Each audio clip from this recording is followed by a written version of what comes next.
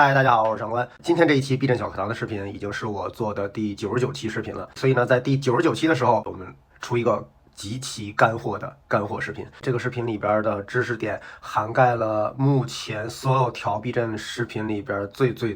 高级和深奥吧，算是或者叫非常重要的知识点，也就是烂胎。烂胎其实我们以前发过好几期，但是这次呢，我们把烂胎所有的类型分情况去跟大家讲成因是什么，如何调整。因为现在烂胎的情况太多了，几乎每天我都在去解决这些烂胎的问题，但其实很多朋友还不太知道其中的原理是什么。虽然我这个视频可能播放量不会很多，但我依旧要给大家发出来。如果一次两次不能理解的话呢，那我建议大家收藏，日后慢慢的去多看，然后以后当你遇到某些案例的时候，你会有更多的收获。好，干货开始啦。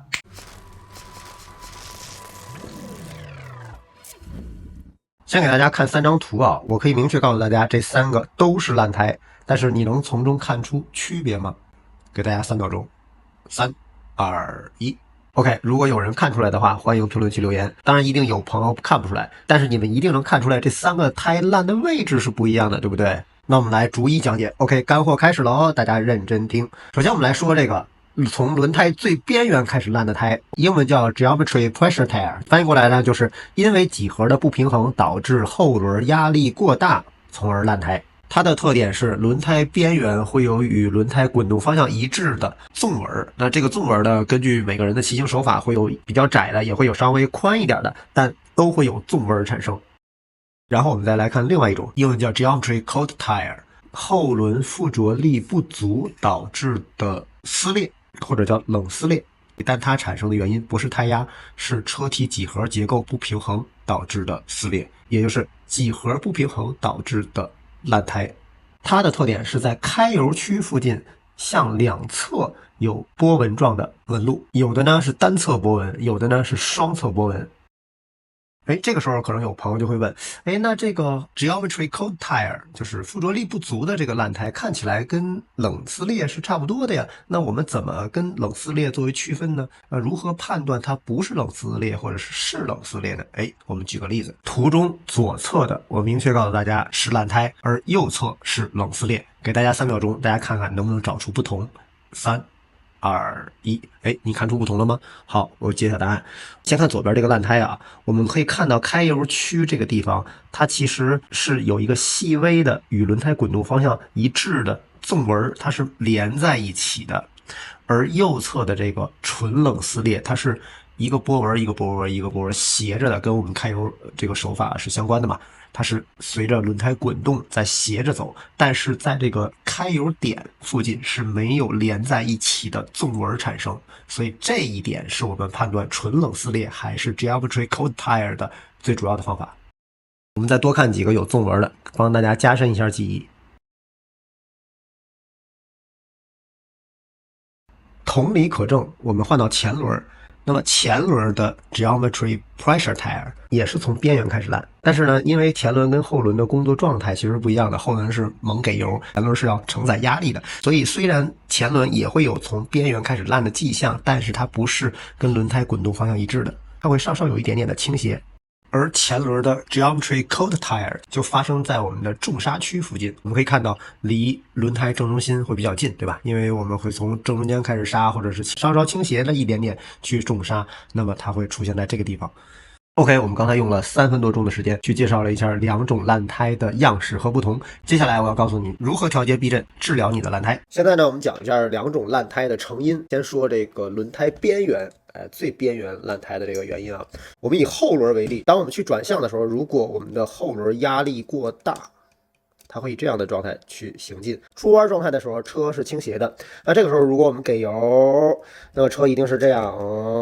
转向，然后直立走掉，对吧？这是实际会发生的。但是轮胎边缘这个烂胎呢，它是因为在这个过程中，我们的后避震没有完成它的工作。正常的话，一个后避震和轮胎一起占了所有支撑和吸能的100%的工作，后避震大概占80%的工作量。轮胎占20%的工作量，但是当后避震设定不对的时候，我们100的这个工作量会有绝大部分的情况施加在了轮胎上。那本来它占了20的工作量，但是现在呢，可能给到了它60、70甚至80啊，甚至100的这个工作量，完全由轮胎去支撑。那在我们下压给油的过程中，那这个轮胎其实承受了特别大的压力。OK， 这样走，所以我们能看到那个纹路是纵向的，跟轮胎的滚动方向是一样的，纵向的纹路，轮胎这样被搓出来的，成因就是避震的调教不对，给油的时候绝大部分的压力由轮胎独自承受。OK， 这个就是边缘烂胎的主要成因。那么接下来说开油区的烂胎。众所周知，我们开始开油的时候是循序渐进的，这么给满，所以在你最大倾倒角度的时候 ，OK， 开始给油，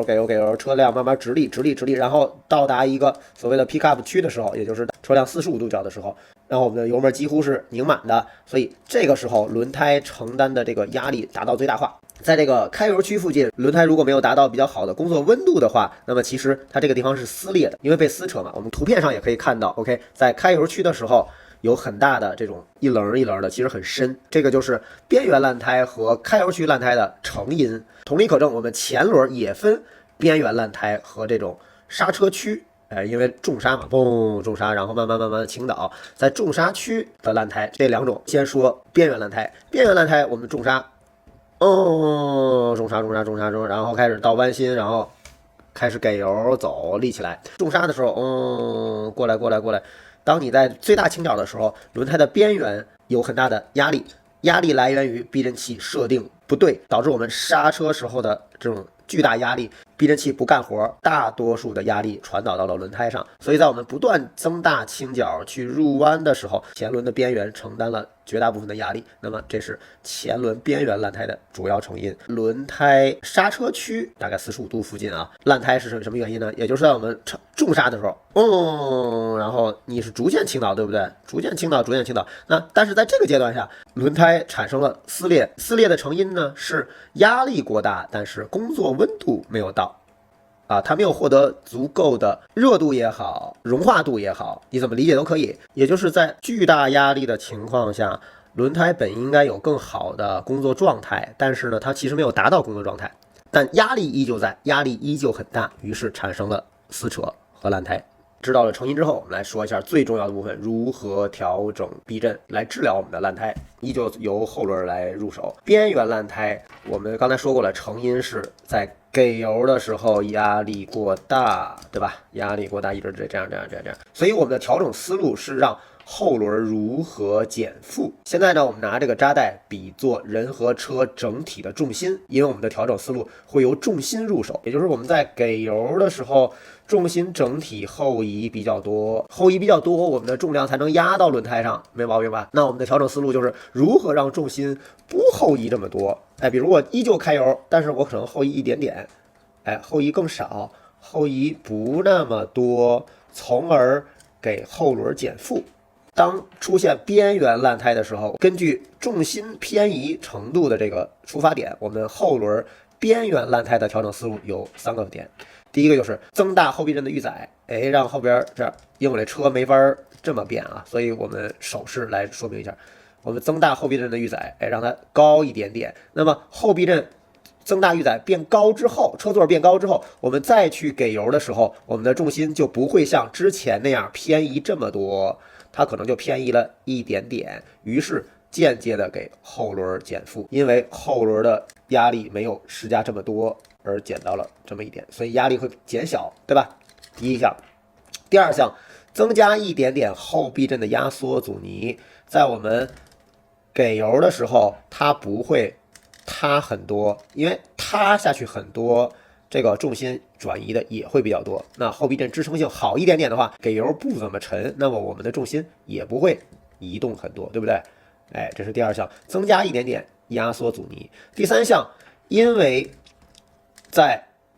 给油的时候，后避震塌的比较多，压力传导到了轮胎上，那轮胎如果胎压增大一点点的话，轮胎整体的这个支撑性也会变好，那么它去对抗压力的能力也会变好。但是胎压又关系到我们与地面的这个摩擦力啊、大小的问题，所以以增加胎压的方式去治疗边缘烂胎这种办法，我觉得是一个锦上添花的办法，不能作为主要思路，因为轮胎的胎压还关乎到其他的性能，比如说抓地力。后轮的开油区烂胎，轮胎没有获得比较大的附着力，让轮胎达到比较好的工作状态，它才不会在我们很给油的时候，开油区产生那种撕扯感。撕扯肯定是觉得状态不对，对不对？以这种健身为例，我们都得先热身。那么当你热完身之后，你的肌肉才不容易受伤，对不对？同理，到轮胎上，它也应该要达到一个比较好的、比较广泛的热度。再去很给油的时候，它这个地方才不会被撕扯。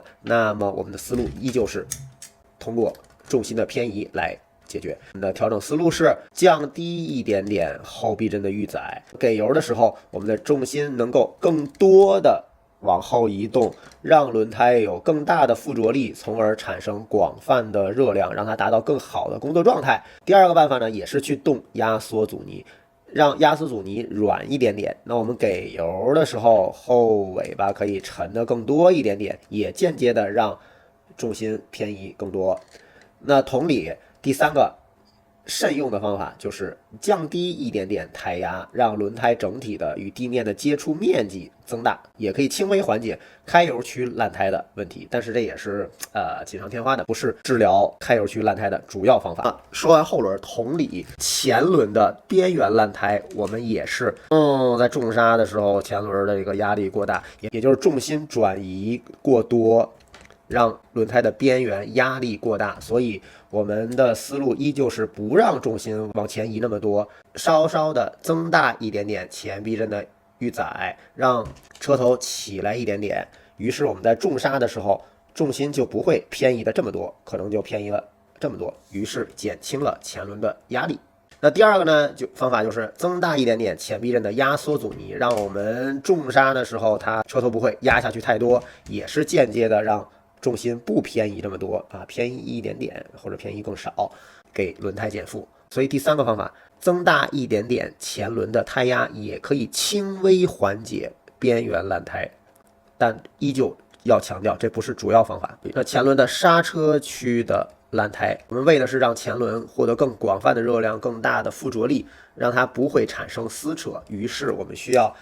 调软一点点预载，让车头下去更多，让我们刹车的时候重心可以偏移的更多，从而把更多的压力传导到轮胎上，让它获得广泛的热量。这是第一个方法。那么稍稍减少一点点压缩阻尼，让我们刹车的时候车头往下沉的速度、沉的量更多，也可以间接让重心前移的更多，从而增大前轮的附着力。第三个锦上添花的方法，不是重点方法，降低一点点前轮的胎压，让我们前轮与地面的接触面积变大一点点，它也可以获得更广泛的热量，从而让前轮不产生撕扯。以上呢就是两种边缘烂胎和开油区也好，还是刹车区也好的这个烂胎的主要的解决方法。那我们最后做个总结当我们分辨出烂胎的成因的时候，我们才能对症下药，对不对？就像我们比如感冒了，感冒分风寒感冒跟风热感冒，那如果你吃错了药的话，或者你判断错的话，其实你会适得其反。那么当我们看轮胎烂胎是边缘烂胎还是在这种刹车区或者开油区烂胎，我们一定要分得出来，才能对症下药。那对症下药最大的思路就是通过重心偏移的方法给前轮减负或增大它的附着力，让它获得更好的工作状态。这个就是我们的最主要的思路。好，今天我们的干货就到这里，希望大家再也不怕烂胎啦。有任何问题欢迎打到评论区，我们一起交流。好，关注我，了解更多机车知识，我们下期见了，拜拜。